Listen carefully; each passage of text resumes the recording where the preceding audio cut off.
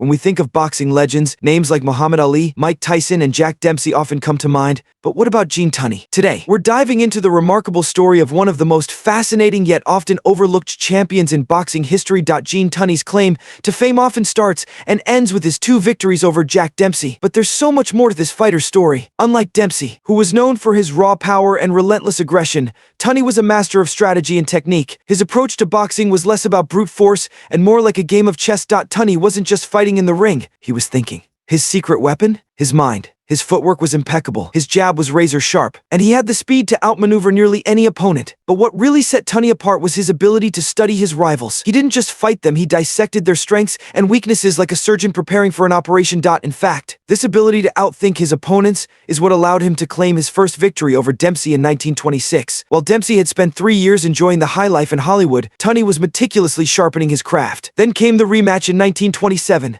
The fight that gave us the infamous long count. Tunney was knocked down, but thanks to a controversial delay, he managed to get back up, dust himself off, and once again outbox Dempsey. This moment, more than any other, proved just how tough and mentally resilient Tunney truly was. The fact that he recovered and went on to win that fight solidified his place in boxing history.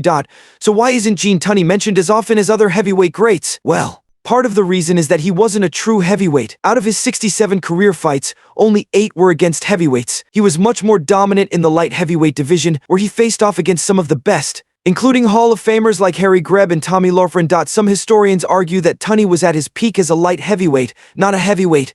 His battles with Greb were legendary, showcasing Tunney's tactical brilliance. Another reason Tunney's name doesn't echo as loudly as others? His early retirement. After defeating Dempsey and winning his final fight in 1928, he walked away from the sport. At the peak of his powers, he married an heiress and lived a life of wealth and sophistication. Unlike many fighters, he never returned to the ring. But make no mistake, Gene Tunney's legacy in boxing is undeniable. He was a brilliant tactician who crafted his success with precision and intelligence, and perhaps most importantly, he exited the sport on his own terms, a rarity in the brutal world of boxing. So, the next time someone asks you about the greatest boxers in history, don't forget Gene Tunney, the thinking man's champion.